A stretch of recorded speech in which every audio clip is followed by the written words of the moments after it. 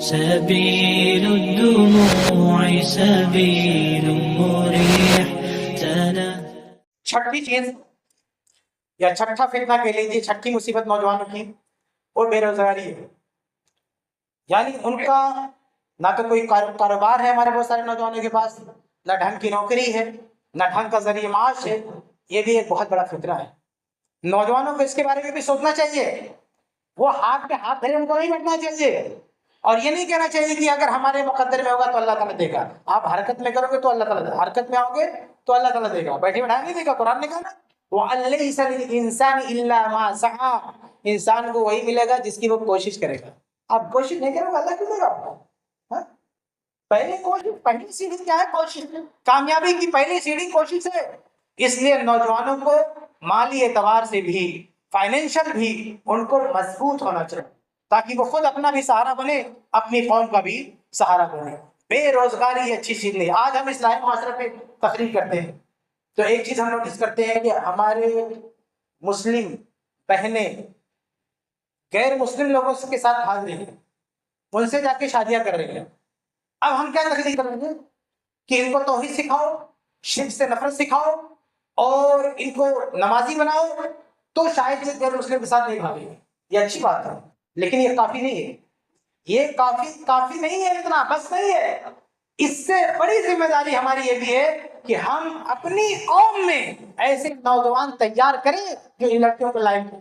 ہماری مسلم لڑکیاں ڈاکٹر بن رہی ہیں، انجینئر بن رہی ہیں، محنت سے پڑھائی کر رہی ہیں، اور مسلم نوجوان کر رہا ہے رات بھر گٹکے کھا کے سو رہا ہے، ٹہل دن میں بیٹھ کے سو رہا ہے، کسی کام کا نہیں ہے، بھائی لوگوں نے. اب ایسے آدمی سے کوئی کی شادی کرے گی؟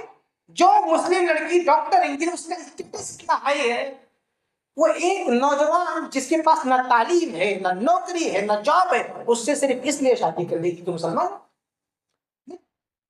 آج کی لڑکیوں کو اتنا بڑا کلیجہ نہیں ہے. اس لیے اگر معاشرے کی اصلاح چاہتے ہو تو اپنی بہنوں کے لیے، اپنی مسلمان بہنوں کے لیے جوڑے تیار کرو. نوجوانوں کو اصلاح بناؤ تاکہ وہ ان کو چوز کر سکے، ان کا انتخاب کر سکے. یہ ہے اصلاح معاشرے کے لیے اٹھایا جانے والا قدم. تو اصلاح معاشرہ صرف تقوی کی تقریر کرنے سے نہیں ہوتا. معاشرے کی اصلاح صرف تقوی کی تقریر کرنے سے نہیں، بلکہ جو ضرورتیں ہیں وہ پوری کرنا پڑے گا. تو ایک آج کے زمانے میں دیکھیے، بیٹھے بیٹھائے پرانے زمانے میں کیا ہوتا تھا؟ آدمی کھانا کھا لیا، اس کی کافی ضرورتیں پوری ہے، لیکن آج قدم قدم پر خرچے میرے بھائی. ایک گھر میں آدمی رہتا ہے، اس کا رینٹ دینا پڑتا ہے، لائٹ کا بل دینا پڑتا ہے، پانی کا بل دینا پڑتا ہے، ٹریولنگ ہے اس کا خرچہ ہے، سب سے بڑا خرچہ علاج کا ہے. یہ کیسے پورا ہوگا؟ ہاں، یہ آسان نہیں ہے. اس لیے محنت کرو، اللہ تعالیٰ سب کو دینے والا ہے، اور اس لائق بنو کہ مسلم لڑکیاں تم سے شادی کر سکے. اس طرح مت رہو کہ ریجیکٹ کرتے پھریں اور بعد میں صرف ان کو گالیاں. لڑکیاں ہمیں نہیں دیتا کیونکہ مسلم نوجوان بگڑے ہوئے تو ان لڑکیوں کے لیے جائز ہے کہ بھاگ جائے، جائز نہیں ان کے لیے. لیکن اس کے باوجود ہمیں یہ قدم اٹھانا پڑے گا. نوجوانوں کو خود سوچنا پڑے گا کہ تمہاری بہنیں کافروں کے ساتھ جا رہی ہیں، یہ تمہاری ذمہ داری ہے کہ اس لائق بنو کہ تمہاری بہنیں تمہارے ساتھ آئیں، تم اس کا سہارا بنو. یہ تمہاری ذمہ داری ہے. تو ہر نوجوان کو یہ فکر ہونی چاہیے کہ ہم کچھ کریں. صحابہ میں آپ دیکھیں، صحابہ ابتدائی دور میں کس قدر فقر و فاقہ کے عالم میں تھے، لیکن انہوں نے زندگی بھر کے لیے فقر و فاقہ جو اڈاپٹ نہیں کر لیا کہ ہم زندگی بھر فقیر رہیں گے، غریب رہیں گے. ان کے اندر جوش کیسا تھا؟ صرف عبد الرحمن بن عوف رضی اللہ عنہ جو صحابہ میں سب سے مالدار صحابی تھے، ذرا ان کی سیرت پڑھو، کبھی وقت ملے تو پوری زندگی پڑھو. جب مکہ سے ہجرت کر کے مدینہ آئے تھے تو ان کا سارا کاروبار ڈوب گیا، سب کچھ ختم ہو گیا. مدینہ آنے کے بعد زیرو.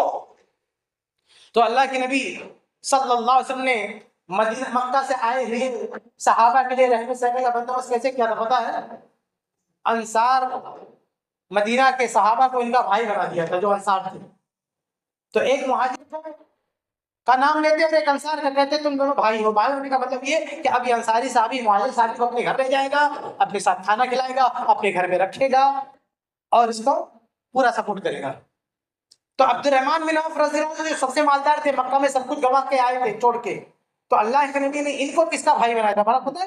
سعد بن ربیع رضی کو بھائی بنایا، کیونکہ سعد بن ربیع مدینہ کے سب سے مالدار صحابی تھے، مدینہ کے سب سے مالدار صحابی.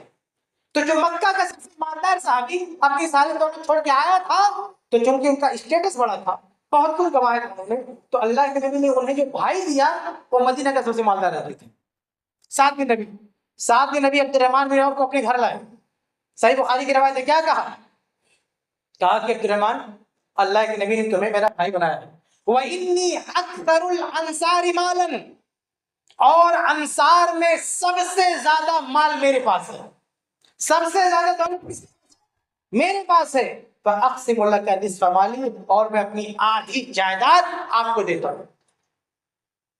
अंसारी साहबी ने क्या ऑफर किया कि मैं अपनी आधी जायदाद आपको देता हूं।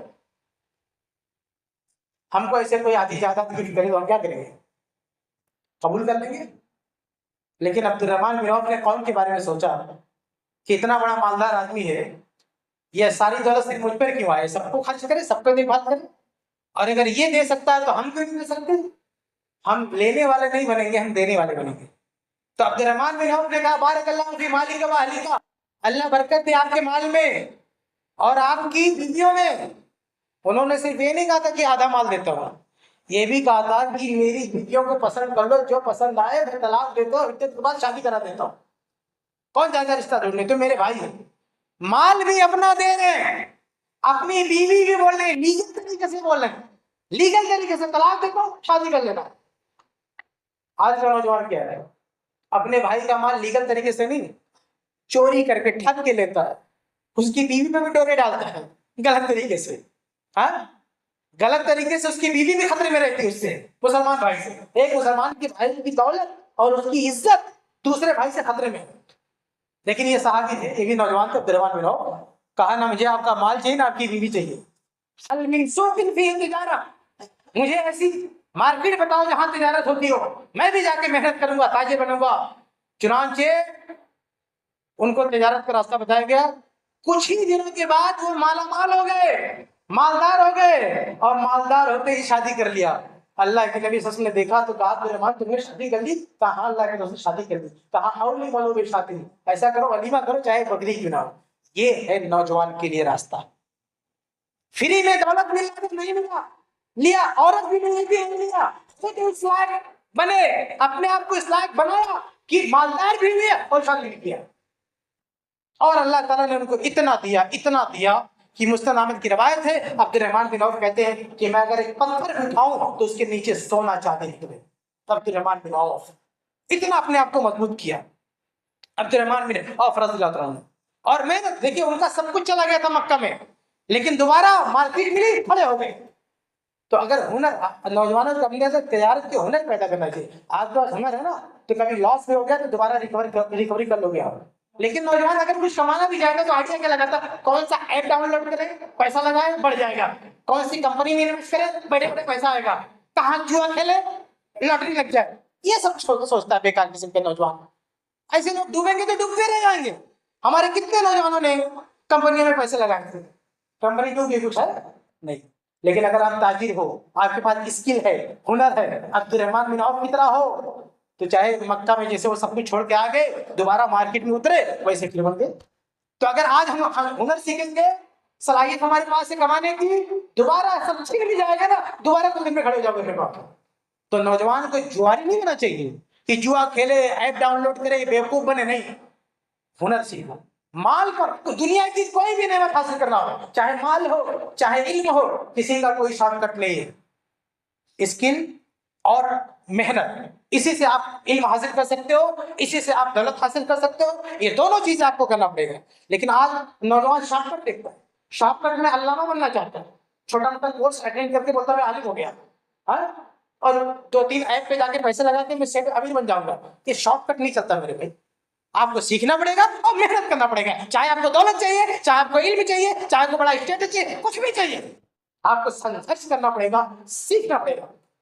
तो ये अब्दुर्रहमान बिन औफ से हमें मिलता है। और ऐसा नहीं कि आप सब सीखने जाओगे तो आपको नमाज रोजा सब गंवा बैठोगे, नहीं। अब्दुर्रहमान बिन औफ रज़ियल्लाहु ताला अन्हु सबसे मालदार थे और नमाज में पहली सब में आके खड़े होते थे।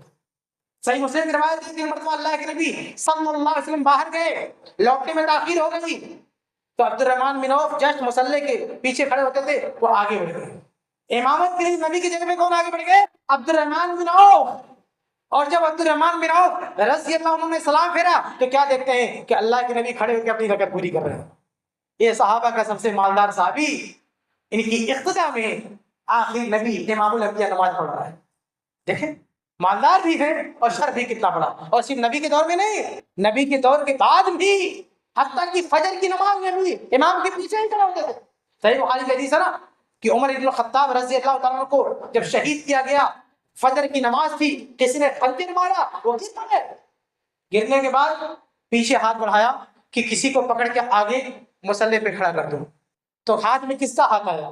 صحیح بخاری کا الفاظ ہے فَأَخَذَ بِيَدِ عبد الرحمن بن عوف فَقَدَّمَهُ، ہاتھ پیچھے کیا، عبد الرحمن بن عوف کا ہاتھ آیا، آگے دھکیل کے کر دیا، تم مان لو. اس رات بھی امامت جس نے کرائی تھی فجر کی، وہ عبد الرحمن بن عوف صحابہ کی سب سے مالدار شخص تھی. تو دولت میں بھی سب سے آگے اور عبادت میں بھی سب سے آگے تھے. تو بہرحال کہنے کا مطلب یہ کہ جو بے روزگاری کا فتنہ ہے، یہ بھی بہت خطرناک فتنہ ہے.